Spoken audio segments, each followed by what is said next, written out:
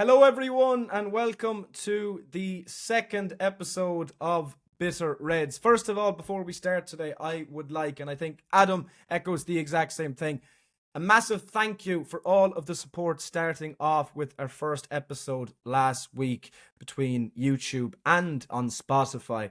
Honestly, we were taken aback by all of the support, and we're really happy to fully have this on the road now and to be bringing the content to you. We really hope you will continue to support us and enjoy what we produce from here. Anyway, Adam, I am with you as always. How are you?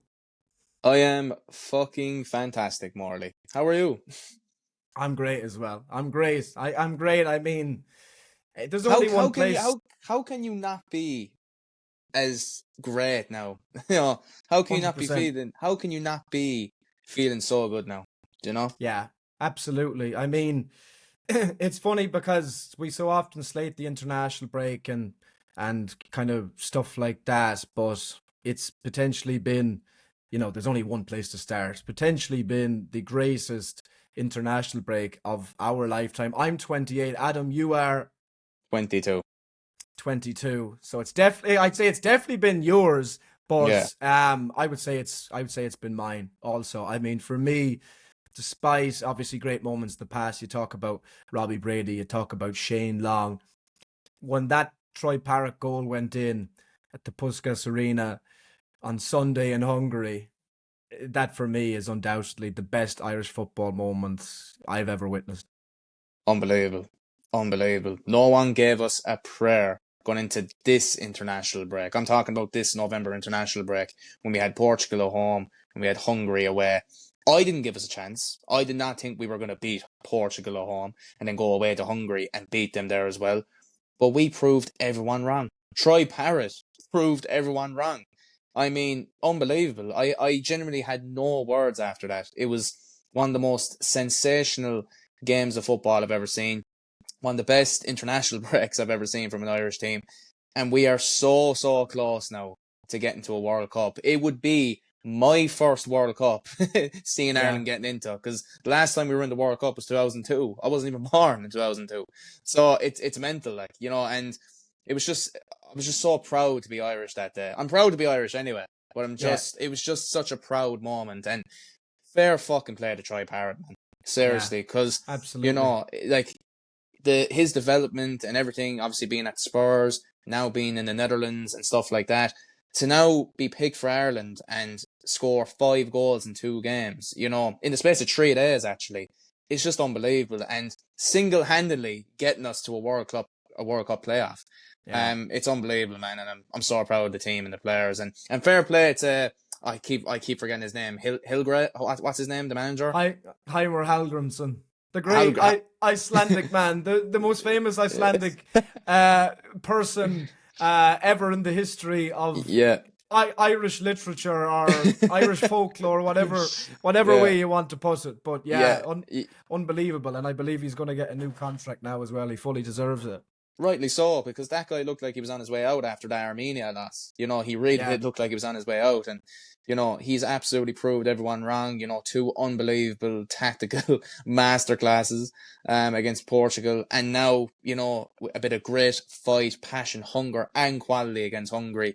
It was an unbelievable comeback, and when that goal went in from Troy Parrott, I'm sorry, that was just insane. That's what football's all about. Absolutely. It really is. It's unbelievable, man. It was incredible. I was actually gonna stay home and watch it and obviously play it by ear and see what happened as to what I'd be doing afterwards. But and a couple of mates say that they were going out to watch it on Sunday, and it was the best decision I ever made to actually be in the pub watching that game. I mean, it was just unbelievable. We had old fellas on tables and stuff like that. I mean, literally, you're talking about 80-year-old men dancing around, screaming, going crazy like children. It's just unbelievable, and obviously the lift that it's given the country is absolutely enormous. And you talk about there, Adam, that obviously the team was so written off. But I think everybody had the team rightly kind of written off after that Armenia performance, because that Armenia performance, and as I said, I'm 28, so I've been watching Ireland a long time, and that was one of the worst performances I've ever seen from an Irish team. So the U-turn from that is just unbelievable. I mean, I think after that we thought we had absolutely no chance. Coming into this week, having to, we knew really we knew Hungary were going to beat Armenia. So we knew we had to beat Hungary away, and obviously Portugal at home first. I was so proud, and I couldn't believe how good that performance was against Portugal at the Aviva. But then, I thought at times that first step we weren't great or whatever, but we just kept in it. We just stayed in it, and try power forever is the freedom of the country. Just absolutely incredible. And I think, look, obviously, we're all just dying to see Ireland not only just back in a major tournament, but back in a World Cup. We want to see Ireland in a World Cup. We want to see it. I want to see Ireland in the World Cup. I haven't seen it. I haven't. I haven't seen it. Like that, man. That's the crazy thing, because it was 2002. I was 4 years old when that World Cup took place. Like, one of my first memories of football was Istanbul in 2005. One of my first memories of football was kind of in around, I'd say, 2004, 2005. Obviously, my first big memory being Istanbul. And that was 3 years later. So at 4 years old, I have no recollection. So I always say as well, this would be my first World Cup, potentially, that Ireland qualify for and are in. Yeah, man. I just want to see it, man. And no better place than America. I mean, Canada and I think Mexico as well. It'll just be the best vibes. Imagine the fans over there. You saw what they were like in Euro 2016. They were the best fans to have around the place in France that year in the Euros. Imagine them over in America, man. Imagine it would be, honestly, it would be unbelievable vibes. I'd want to go over there. Do you know? I'd actually really want to go over there. Do you know? But yeah, look, we'll see what happens. We obviously still have to play a playoff, and obviously we'll find out who we get in the playoff on Thursday. It won't be easy, because these teams that are potentially in the playoff with us are decent. We could get Italy. I've been hearing things about that. Hopefully we can get, I think there's pot 3 where we could get North Macedonia, Kosovo, or teams like that. Now look, they're still decent teams, but the way Ireland are right now, when if we have a fully fit squad, and obviously Troy Parrott, God forbid he gets injured or anything like that, if we have a fully fit squad for that playoff, I'll back Ireland against any of those playoff teams. 100%.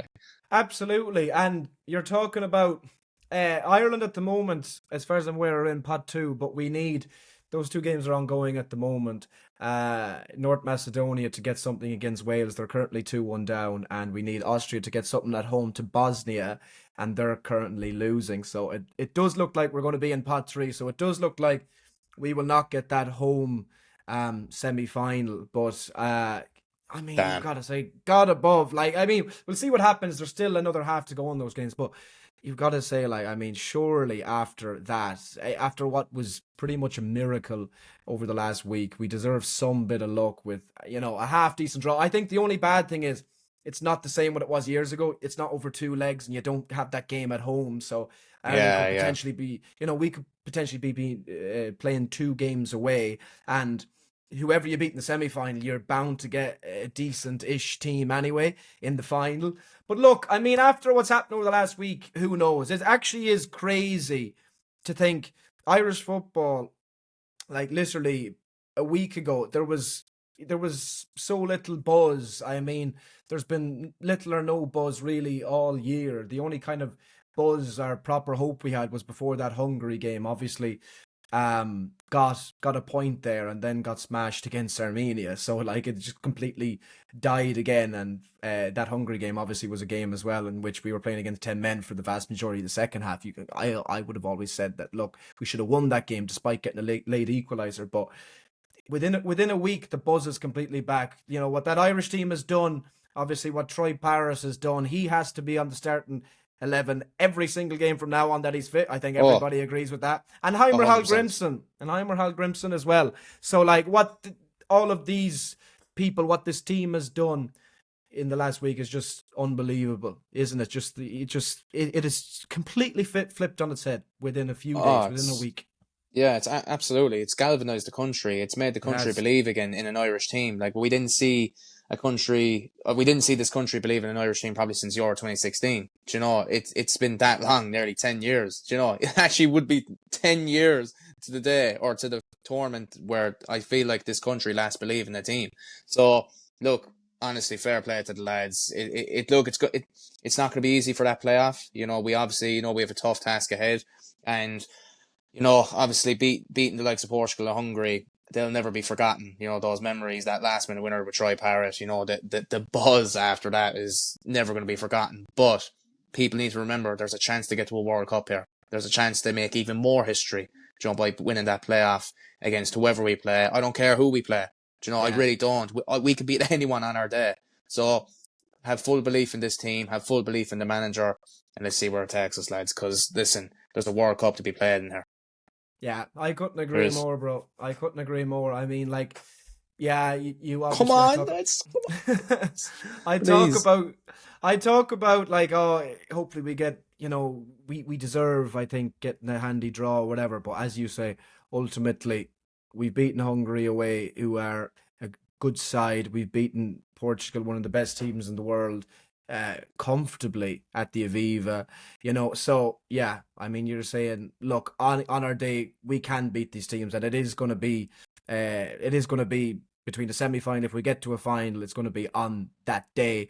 And look, I mean, yeah, I mean, we can absolutely do it. And I also feel, obviously, with how it's happened, the amount of buzz, momentum, confidence that brings us into those games in March will be absolutely massive. You know what I mean? Yeah, absolutely, absolutely. So look, we'll see what happens with it. We really need. I just hope no one gets injured.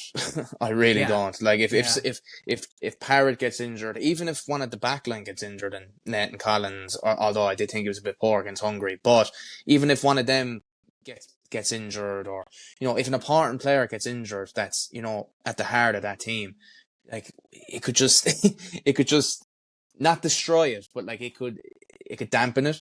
And I really hope that doesn't happen. So yeah, look, it's a very important next couple of months. Hopefully they play well for their respective clubs as well. So it gives them that belief and that confidence to go and do well for the country in March. So look, but those players, in my opinion, will be thinking about that playoff game. Even when they're yeah. playing with their clubs, they'll be thinking about that playoff game to get to a World Cup. So look, we'll see what happens, man. I'm praying the Lord that we get to a World Cup. It's gonna be really tough, but hopefully we get there.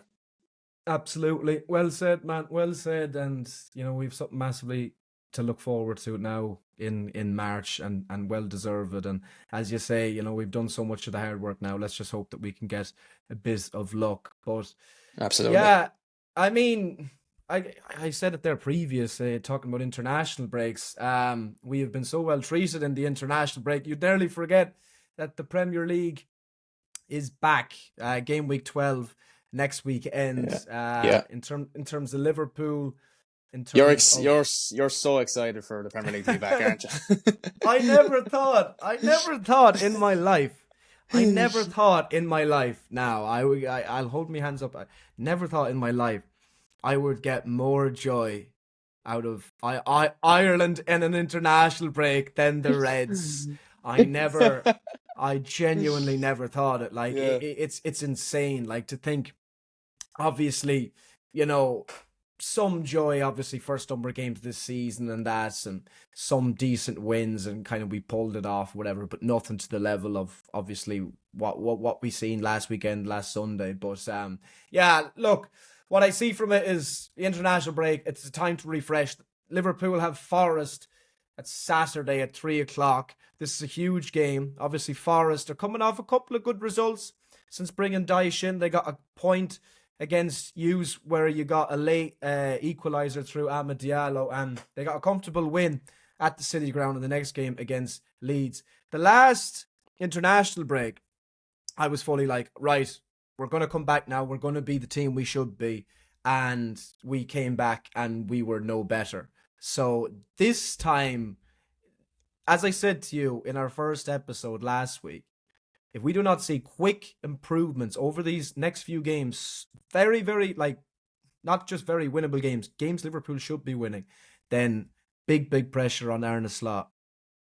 Yeah, 100%, man. 100%. There has to be pressure on Arne Slot, because I feel like if this was any top manager at a big club, there would be massive pressure on him. You know, regardless of where they are in the league, or how well they're doing or how bad they're doing. If if if a top manager's in poor form like that, like, there's going to be pressure on him, especially at a big club like Liverpool, one of the biggest clubs in the world. So he has to win on Saturday against Forest. It's a must win. It's at Anfield. Do I think it's a good fixture to have? I don't think so. And I'll be honest, because Sean Dyche going to be very compact, sit deep, try and hit you on the break. And look, they've become a decent side under Sean Dyche so far. I know it's only a couple of games, but they've been a decent side. They caused us huge problems, when we went there. And look, I do think Liverpool can bounce back, though. Obviously, like, you have the players to do that. I think obviously some players have done well on international duty. I think the likes of Ashley Sabasai played very well against Ireland. I think Florian Wirtz obviously had a masterclass against Slovakia. So potentially they could go in and, do well on Saturday against Forest, bring their form from the international break back into the Premier League. But yeah, it's going to be a tough game for Liverpool, and they do have some handy fixtures coming up, but are they handy? Like, are they actually easy fixtures because of how poor Liverpool have been? So it's going to be interesting to see what happens, man. I do think the manager is under pressure, though. And if he doesn't get a result on Saturday, serious questions need to be asked. Yeah. Oh, I agree completely, man. Like what I said last week, you're talking about Forest, West Ham next 2 games. Like, if I don't see 6 points out of those, then I'm gonna rage. I'm gonna fume. Everybody is gonna know about it because primarily, yeah. because there's enough points that are being dropped. We're struggling against teams, who actually play decent football. So if you're struggling against the teams that you should be beating, should be getting 3 points against, okay, massive issues. Now, you mentioned the Liverpool players on international break there. Adam, I swear, every international break we see this, every Liverpool player is absolutely brilliant. Every Liverpool player is brilliant. And then they look a shadow of themselves, apart from, say, Szoboszlai, when they come back to Liverpool. So that's a massive problem with the manager. That's a huge problem with the manager. And he's got to get them finally tuning straight from the off in this game on next Saturday and for the foreseeable and beyond. This is a huge game. And look, he has infamously said this season about coming up against low block after low block after low block. He is going to be coming up against the dirtiest Dyche ball low block on Saturday. But regardless of that, and if Forest, say for example, if Forest scored the first goal in this game or something like that, it would be very, very dangerous. But putting all of that out of my head, there's absolutely no way Liverpool shouldn't be winning this game. We'll talk about the United game for a bit as well after this. We can leave, I think, leave the predictions until the end, but surely Liverpool will win this game. God. I think Liverpool will win this game. I do. I actually am going to go with a Liverpool win, to be honest, because look, it can't get worse, can it? Like, I know, obviously the Mick McCarthy quote, it can't get any worse. It can, and I hope it fucking does. But no, like, I'll be real. I do think Liverpool will win this game. They have to bounce back. It's at Anfield, and look, it won't be easy. I actually think it'll be one of those games where Sean Dyche will sit in and, he'll just make it so frustrating for Liverpool. Liverpool will have a lot of chances. I do think Liverpool will go 1-0 up. But I do think Forest will equalise, but Liverpool will get a late winner. And I do think it'll be one of those games where they do get a late winner, smash and grab type of thing. Like a similar to the games at the start of the season where they were winning by 1 goal and getting late goals and stuff like that. I think it'll be one of those games. But I do think Liverpool will win the game because it can get worse. Like, Arne Slot has to start picking up wins. He has to start trying to get this squad to gel together. He spent massive amounts of money in the summer, and the first 5 games of the season, you were thinking, oh, Liverpool will be unstoppable. And ever since then, it's just been decline. It really has. It hasn't been great at all. It's been really poor. So, look, this Liverpool team is too good to be shit for too long, in my opinion. Like, it's an unbelievable squad, but do they have the right manager? That's the question that's being asked right now. Do they have the right manager to succeed with this current squad? I don't know. But we'll see what happens on Saturday. I do think Liverpool will win the game, though. I do. Yeah. I agree. I do think we'll win. But to say I'm not confident of us winning this game comfortably against one of the worst teams currently in the league is not a great place to be in. And as you say, that question about the manager gets bigger every week, and it could become incredibly big after this game at about 5 o'clock on Saturday. But yeah, we can leave our score predictions to the end of the video, or we can go through all of the game week 12 games. But the last game of the weekend, of course, is Manchester United versus Everton. Could United be coming up against some sort of a low block in this game? Everton, after a good start to the season, haven't have been quite poor. I think they had something like one win in seven or something there. I was watching them against Sunderland. They had a good first half, but Sunderland outplayed them in the second half. I think they beat Fulham 2-0 at home since, which is a good win, but Fulham have been poor this season. This could be a banana skin for Everton. Or sorry, for United. Yeah, it could. It definitely could. Everton are a good side. They have some threats going forward. I think they're really good going forward, to be honest. I think the likes of Jack Grealish, NJ, I think is unbelievable. Very good individual player. I think Dewsbury Hall's a quality player. But you're right, they are that type of team that will sit in as well and try and hit you on the break with those attacking players. So I think Man United need to really be disciplined in this game, especially in the midfield area. Because I always said about the midfield area, I said every week whenever Man United play, the midfield is a massive issue. Because if you cut through that midfield, it's very easy for you to attack Man United. Very easy. And it happens nearly every game now. And look, I know this is a conversation for another day, but United do need to sign a midfielder in January. But with the current players that we do have now, we still should be beating Everton at home, in my opinion. I think Mbeumo is obviously on fire. Cunha is playing really well at the moment. Sesko is injured, so it's going to be interesting to see who plays up front in this game. Could it be Cunha? Could it be Mount as a false nine, potentially? It's going to be interesting, But look, Man United should be beating Everton at home. They should. Like, Everton Yeah. are a decent side. They have a good home record, Everton. I think they've only lost potentially one game at home this season, I think. Yeah, they have been quite strong. Yeah. Yeah, but away from home, they're not that great. So I do think Man United should be winning this game. Absolutely. And do I think we'll win this game? Yeah, I do. I do. Yeah. But it will be tough. I'm not saying we're going to absolutely smash everything. It will be tough. Yeah, I think it'll be a bit like that Liverpool Forest game as well, like what you were saying, it being a close, Adam, and potentially, maybe a late winner, or if not a late winner, a goal in it coming to the end or something like that. You talk about Everton's away form this season, and yeah, they haven't been good at all away from home this season. Actually, they've only one victory away from home so far this season, and that was a 3-2 win against Wolves. So yeah, I mean, look, it's a big game for Everton, obviously, because of the kind of drop in form over the last while.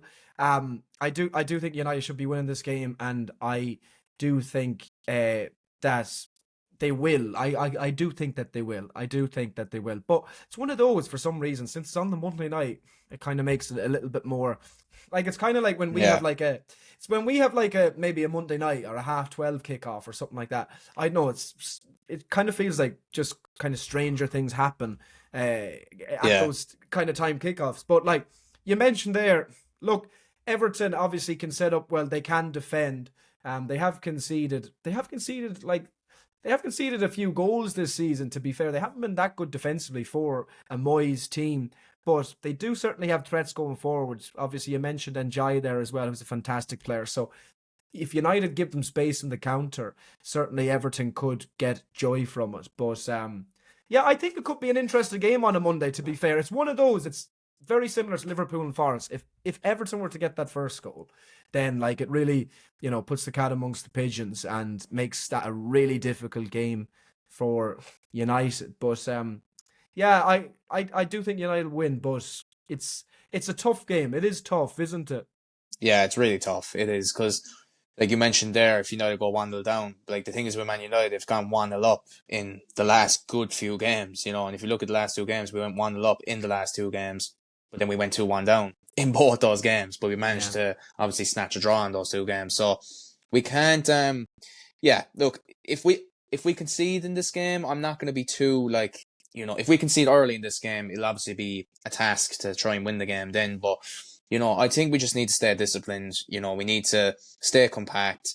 And when we don't have the ball, I think we should press high. We should press Everton high. We do it a lot in the games as well against a lot of teams this season. When we press high, win the ball back, and transition into a good counter, because we can get at Everton. A lot of teams have gotten at Everton this season. It's not like they're, as you said there, they've conceded a good few goals this season. They have. So Man United need to be really good on the counter attack with the likes of Mbeumo, Cunha, probably Mount, I'd say, because of obviously Sesko being out injured. But I just think this will be a tough game for United. But I do think we'll get the win in the end.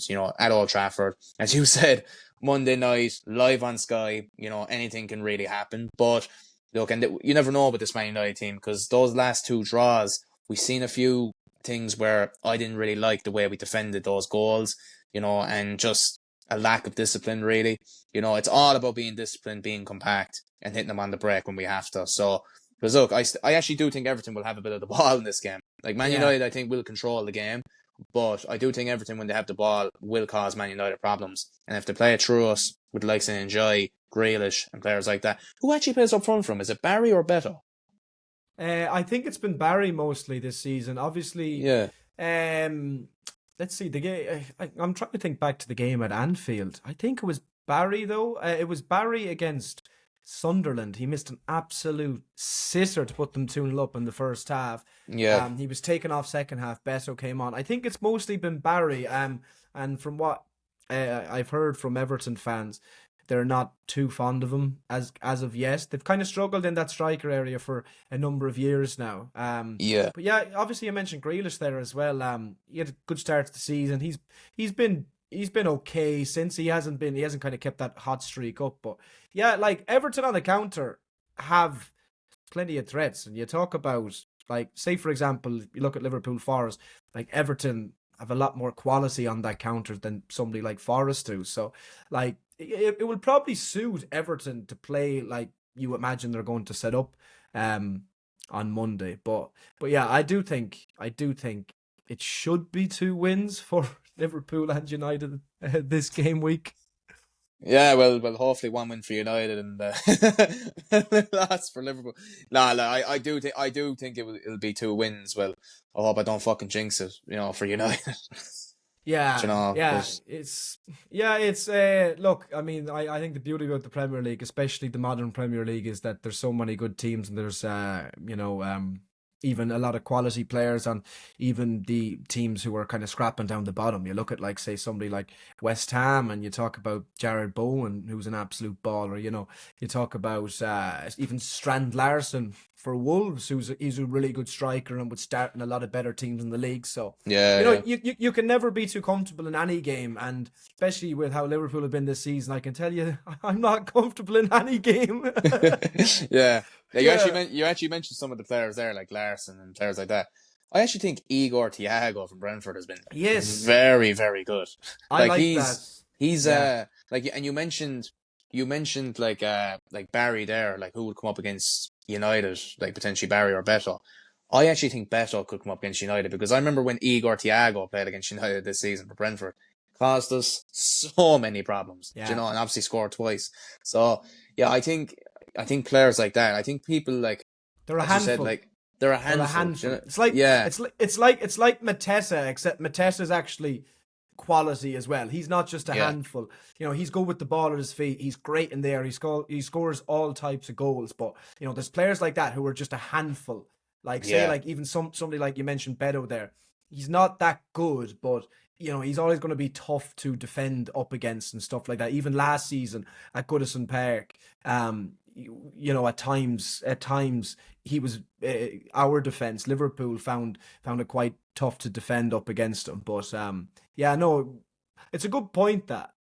yeah. Like, and that's why the Premier League has been like a lot more competitive when you look at those teams, because they have certain players that can just cause you a lot of problems and just can turn up in games. So yeah, like, it's going to be interesting to see who actually starts up front against Everton, or against United for Everton. And I actually have a feeling it might be better. I really do. Yeah, it I could really be. do. It could be.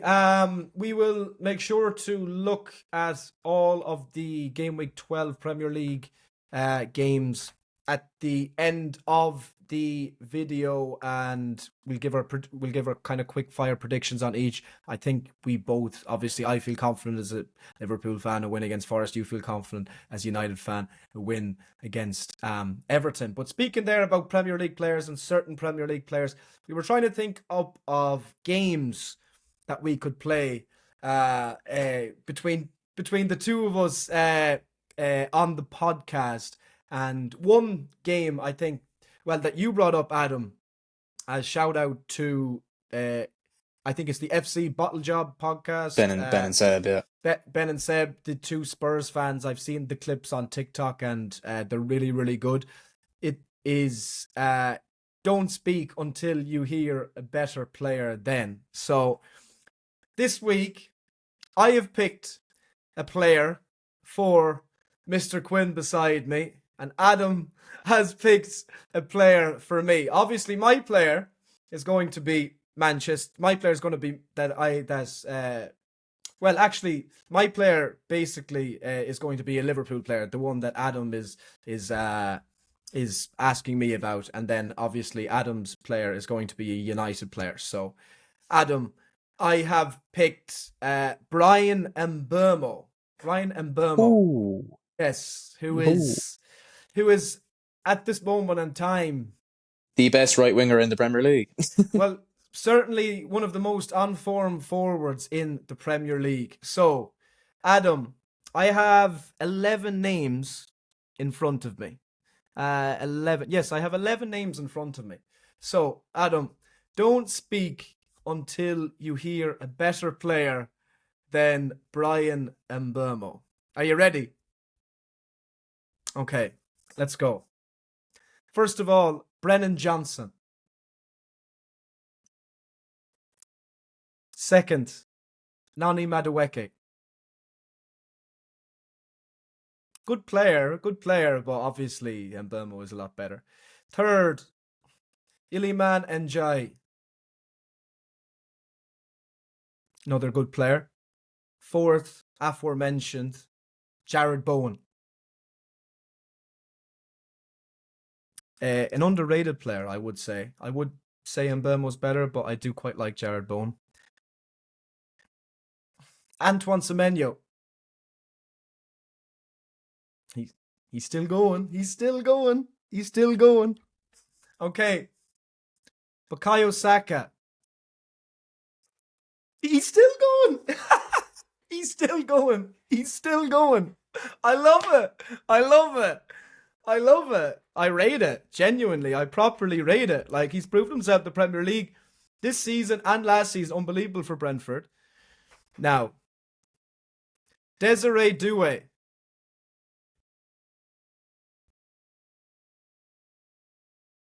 Oof. Oh my God. Oh my God. Now, to be fair, I was sure you were going to go there. I was sure you were going to go there. Surely you're going to go now. Michael Elise. Yeah. Okay. Yeah, I'm sorry. Look, I understand. Look, Doué is young and he's unbelievable. He's one of the best youngsters in the world. I would say just give him a bit more time, to be honest. I do think Brian Mbeumo, is he a better right winger? Like, Doué was more versatile. Like, he can play on the left, he can play as a 10. Is he predominantly a right winger? Yeah, I mean, as you say, I kind of wanted to put more kind of proper right wingers into it than kind of players that play on both sides. Obviously, Antoine Semenyo can play both as well. He often plays off the left as well. Yeah. So you're talking about proper right wingers, and you're looking more at like Brennan Johnson, Jared Bowen, Bukayo Saka. Obviously, the next two names I had in that list were Lamine Yamal and Mohamed Salah. So I did think you were going to go for Doué.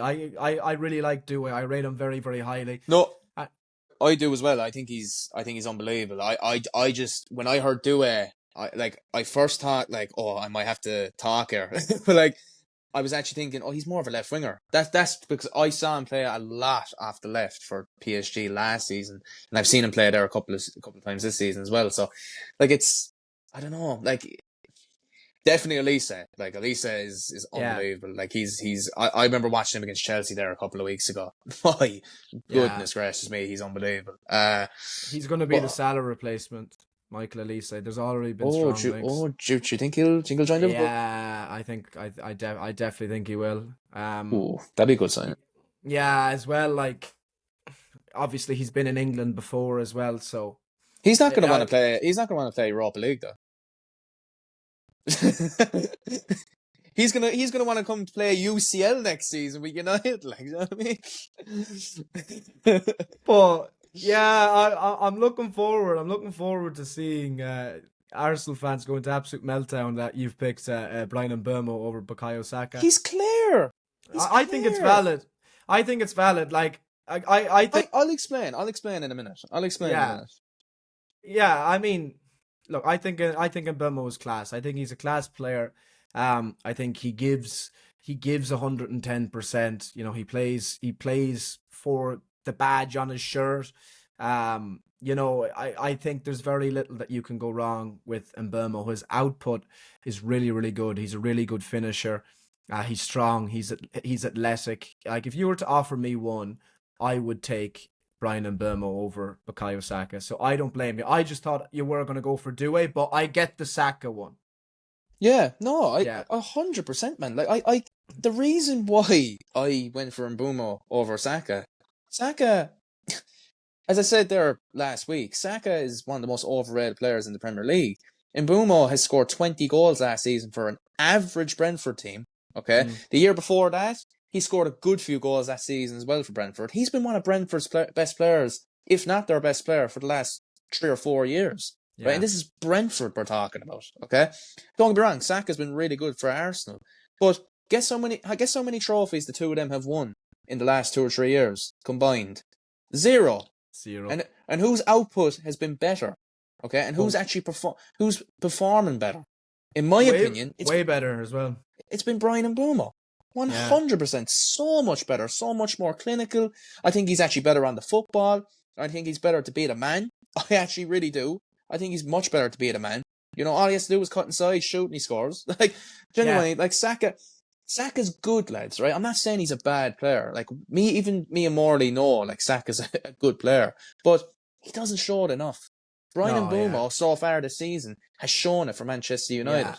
Exactly. Like So, I'd say both are very good players, but as you say, just from a consistency level, I think Mbeumo has proven his kind of top level consistency over the last couple of years, and standing out as much as he did for Brentford, and that it isn't easy, and obviously Saka's kind of bad form and bad periods goes really, really underneath the radar. I think the only ones who just will absolutely just not properly debate that whatsoever are obviously Arsenal fans. yeah, no, they Everybody won't. else, They won't. No, yeah, he's Starboy. He's Starboy, but he's that's it. 25. He's I know 25, but he's Starboy. genuinely, like, You I know? mean, like, because even from the clip we posted last week and the chat we had about Saka being overrated, I mean, all like 90% of other fans were like, "Oh yeah, valid, that's valid," and then it's just like Arsenal fans just like, "No, no, no, you can't say this."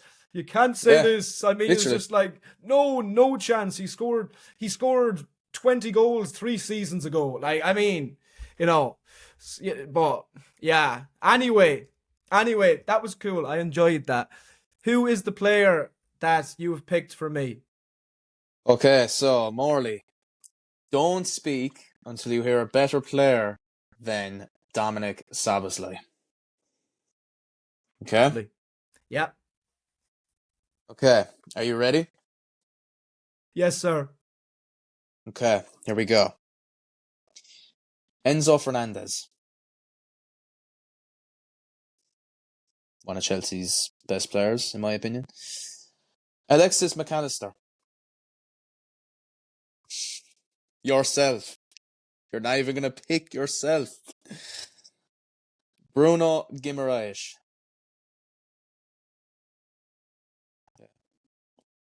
Bruno Fernandes,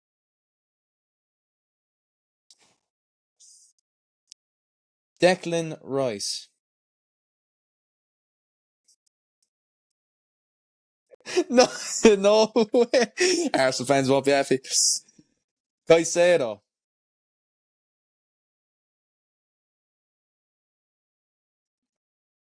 Okay, here we go. Neves, PSG. Oh, Vitinha, third in the Ballon d'Or. Probably shouldn't have got third, to be honest, but still. Frankie de Jong.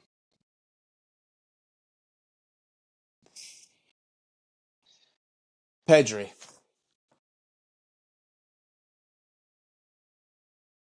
Nah, Morley, man. Pedri's so much better than Szoboszlai, man. Speak now. Pedri is so much better than Szoboszlai, man. Oh, man. What? I mean, fair enough, backing your player, like, and he is an unbelievable player, but Pedri is so much better, man. That's the end of the list, is it? That's the end. That's the end, yeah. I he's can't believe he's that. he's he's the best midfielder. He's the best midfielder in the world. He's the best midfielder in the world. I'll die on I'll absolutely die on that hill. He's the best midfielder in the world. And a couple of names that you put in there were unfair because say like Caicedo is more of a six. Do you know what I mean? Caicedo is more of a six. They Yeah, are but very they are very different. And say even Rice often plays at H, yeah, as well. But like even Sabas like kind of be a little bit more advanced most of the time, so they are kind of different as well. But yeah, fair yeah. enough, he's the best midfielder in the world. You can literally put him in any position, and he will excel. His passing, there's nothing he's not good at. He is absolutely world class in every single statistic. He can put a team on his back. It doesn't matter how good that team is, and absolutely carry them. Look, I think everybody now with this season, just watching Liverpool and obviously how poor Liverpool have been, but how much game in, game out that Dominic Szoboszlai has stood out. I think everybody is kind of sat up and noticed, yes, he is one of the best midfielders in the world. But for me, he's the best. For me, he is the best. 110%. I disagree, man. I don't think he's the best midfielder in the world. I do But think he's very. you agree he's up there. Like you agree Yeah, he's yeah, no, in no, I the do. fair. I don't.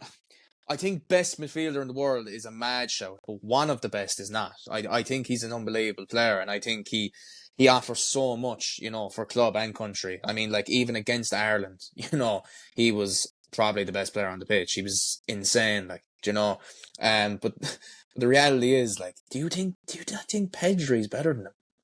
I think I don't get me wrong. I think a lot of the players. I think like you mentioned, like Pedri or Even Dion, like, but you mentioned like those players, whatever. I think again, like kind of like different players, especially Dion can different be quite. players. Yeah, Yeah, Dion can be quite different as well.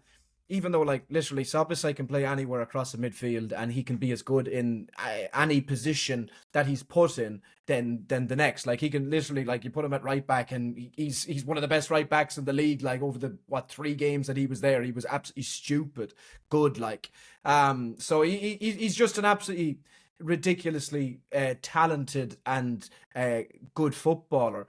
But look, I definitely do think there's definitely like Barca, Madrid tax with a lot of their players. Don't get me wrong, I think Pedri's great, but I'm just saying is that like I think Soboslai, especially what he's been like this season, is just as great, if even better. But obviously that doesn't get said because he's not Spanish and playing for Madrid or something like that or whatever. Like I like Soboslai's average performance is an 8 out of 10, pulling the strings and everything good his team do going forward. Defensively, incredibly good in terms of interceptions, in terms of play in transition, in terms of stamina. He runs the most out of every player on the pitch, nearly game in, game out. This guy is top quality in absolutely everything. And it's time, I think people are saying, oh, yeah, one of the best in the world. It's time people say he's the best in the world because he is.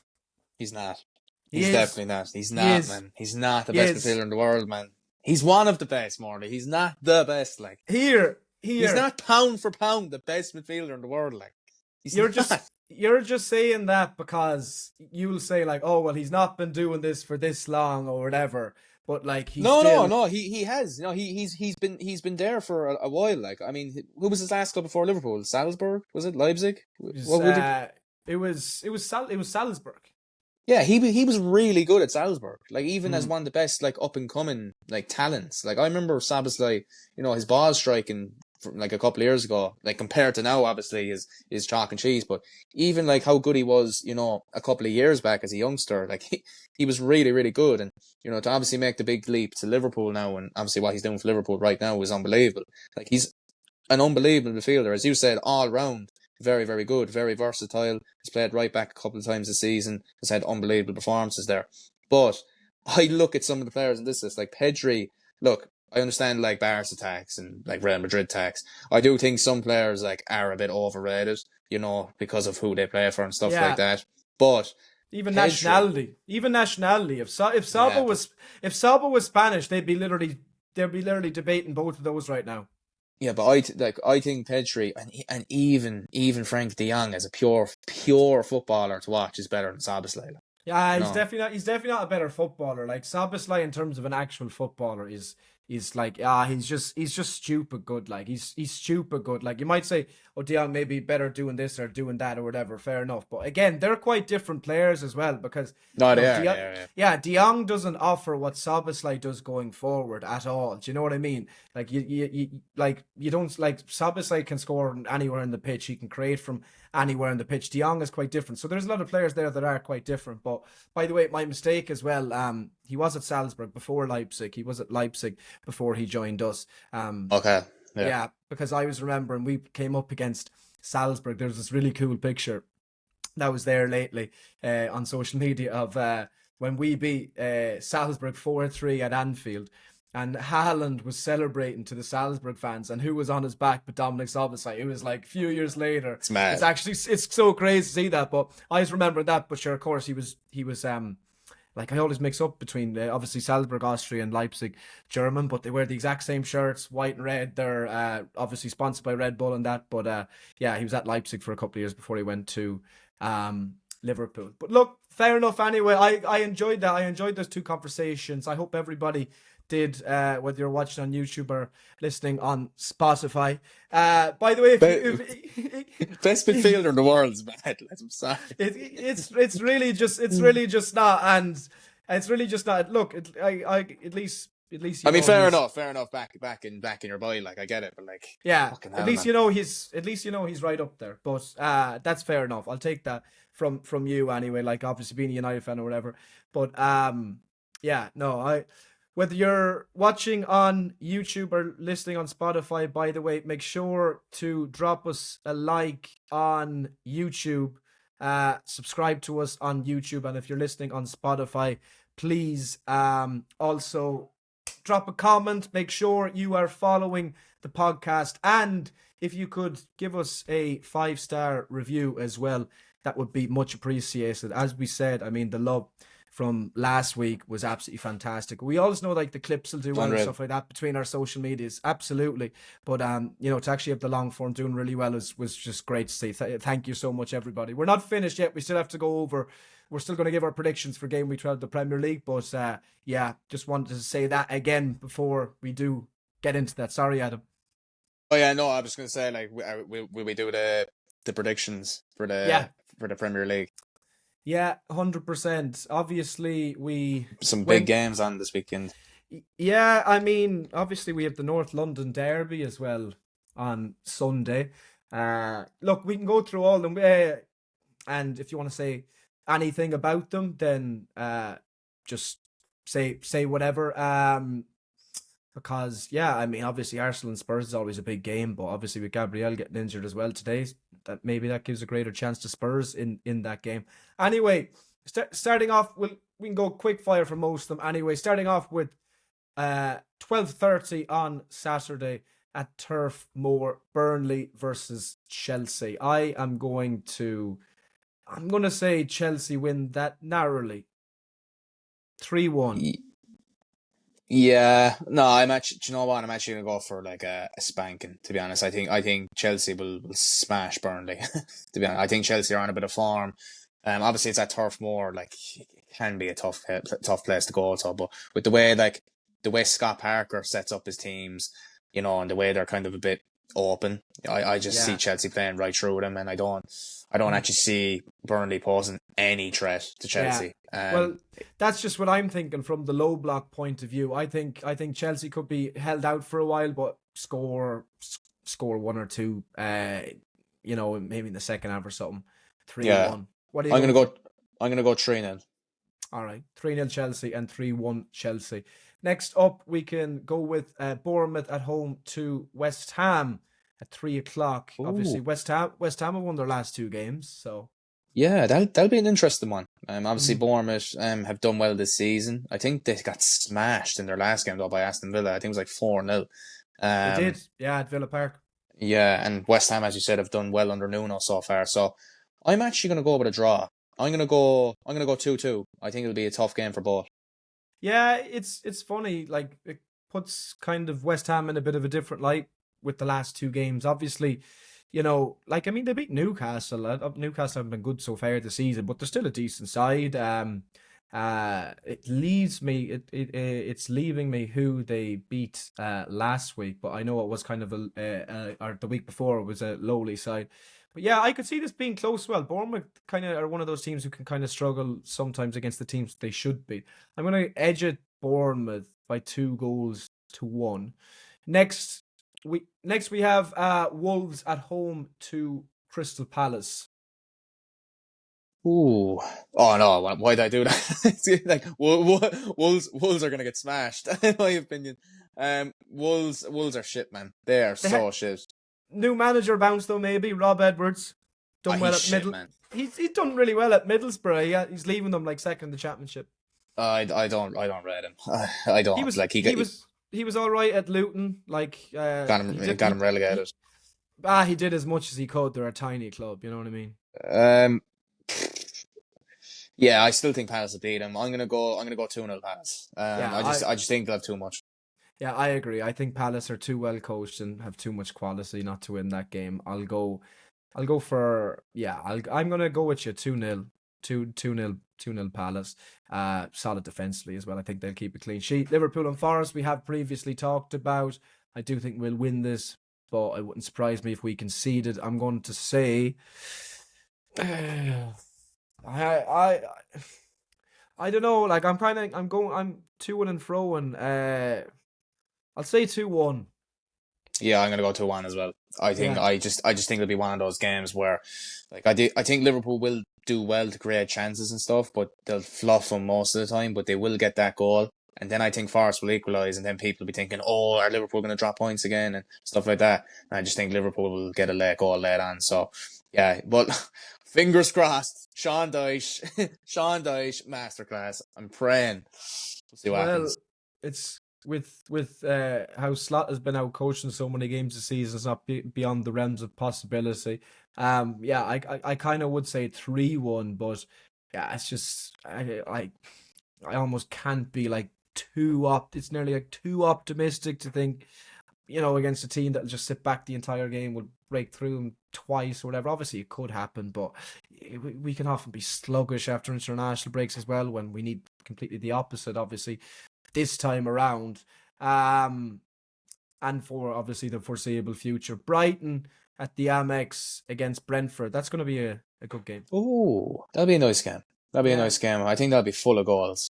Hmm. I think obviously Brighton are a good goal scoring team. They're very open at the back though. Yeah. And I think Brentford, with the way Keith Andrews has set them up this season, obviously they're going to be a threat from set pieces. So yeah, and I think this will be a high scoring game. I'm actually going to go for a mad scoreline here. A Hmm. mad scoreline. I'm going to go 4-3 Brentford. 4-3. I like that. Yeah. 4-3 Brentford as well, going for the away win. Yeah, yeah. I I know, I know, I actually, know, I know. It seems mad, like, but I think the way the two teams defend as well, they're a bit mm, open and they can concede goals. But I think Brentford are a serious threat going forward. I think actually, yeah, even Igor Thiago. I know I mentioned him a while ago, but even Kevin Shada on the left wing, yeah, he's a good player. he's a quality player, quality Mm, player.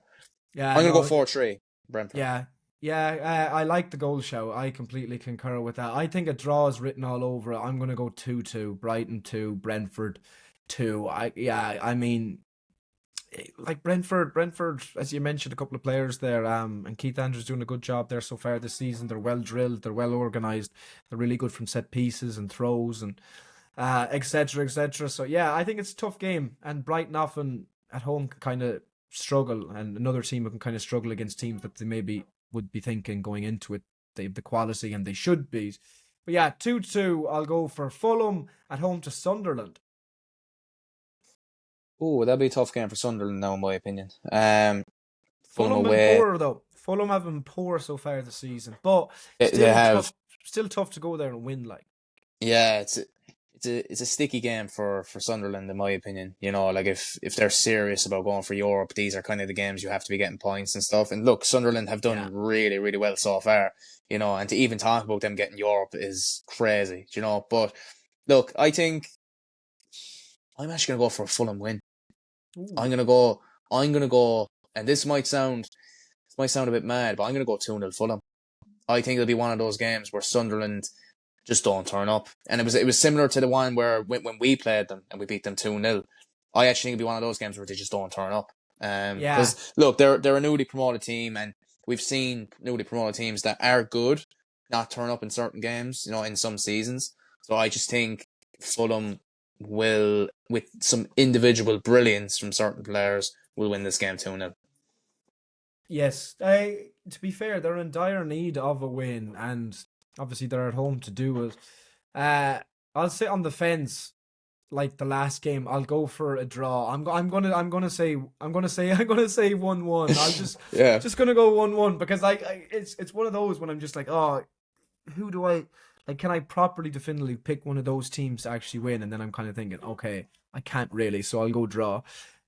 Now, the first of the big games, well, obviously Liverpool and Forest is a big game for ourselves, but the first of maybe the big games for the neutral at the weekend, Newcastle at home to Manchester City at 5:30 on Saturday.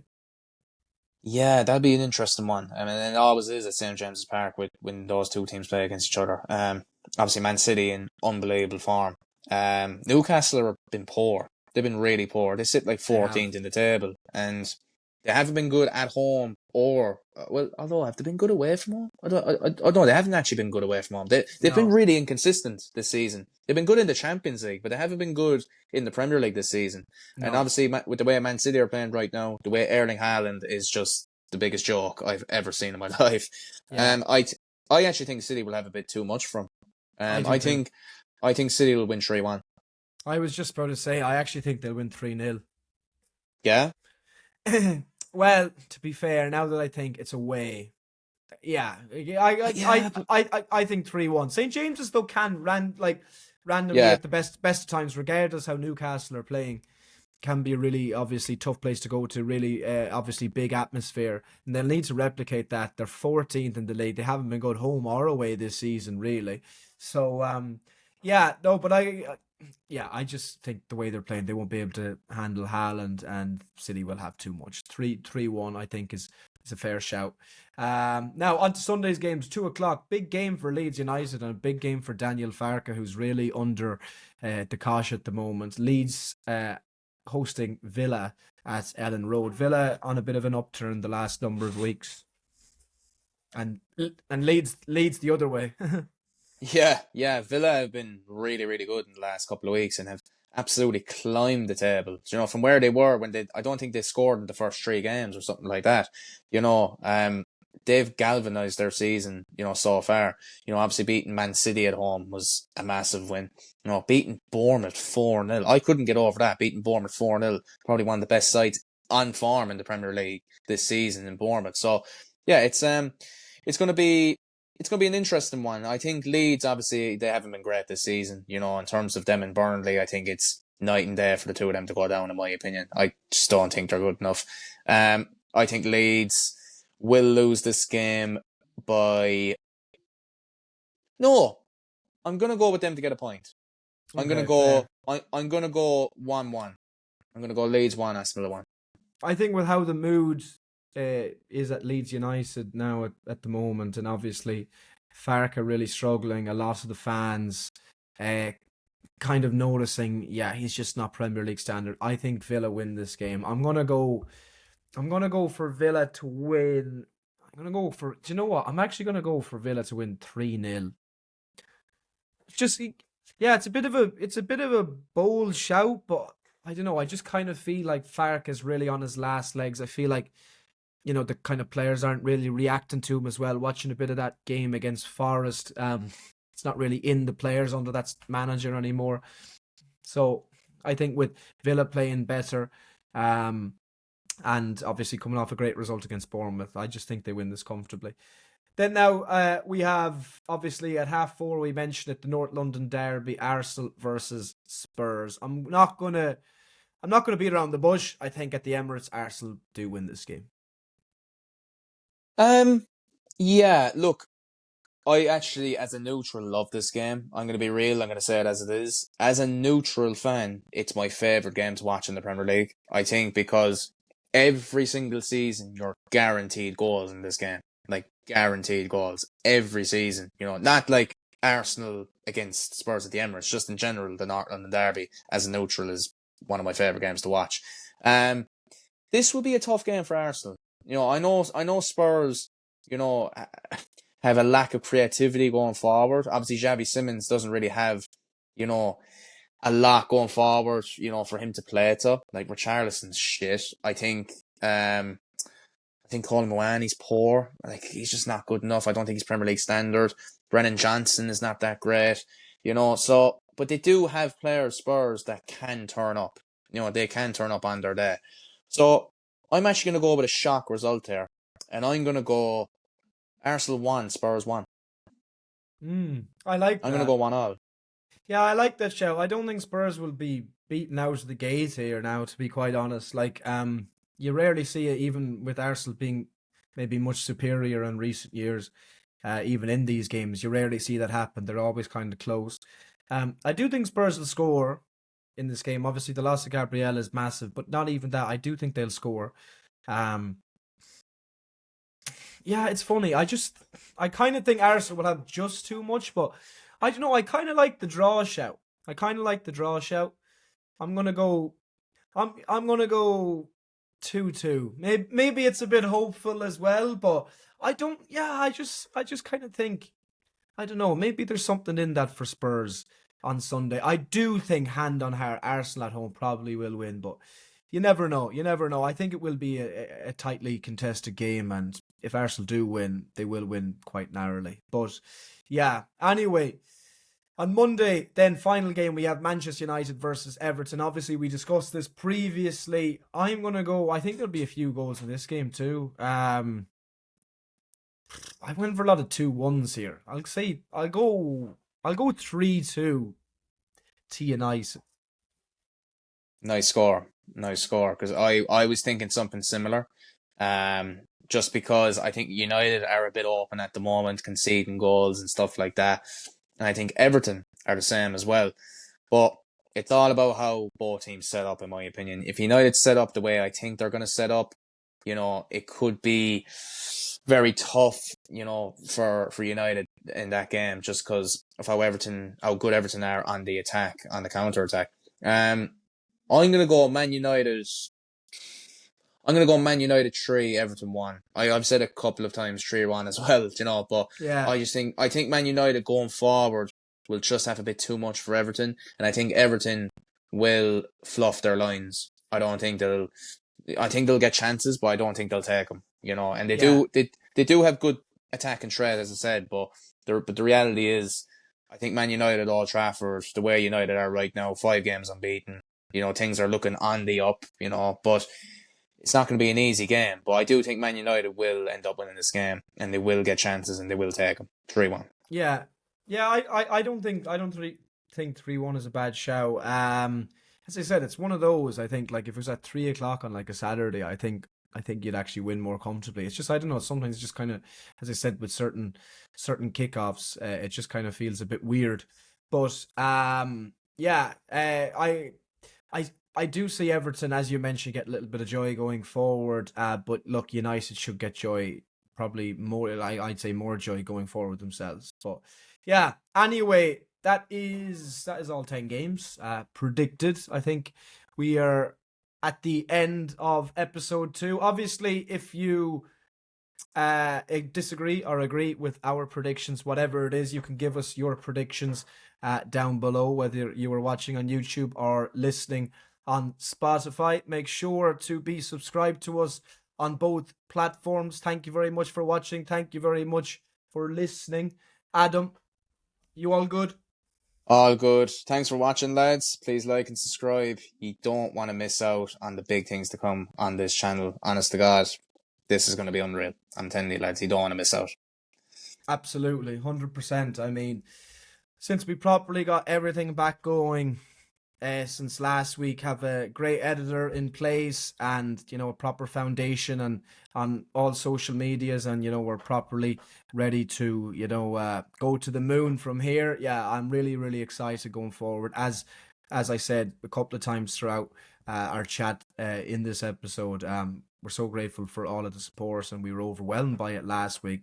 So, yes, thank you for watching. Thank you for listening. Obviously, like, subscribe, make sure on Spotify it's the same. Give us a 5-star review if you could, please, as well. Anything like that really helps us out. And comment, because we read every single one of them. Thank you, everybody. We will see you next week when Liverpool are after a masterclass against Forest, and we're back. Come on, Sean Dyche. Cheers, everyone.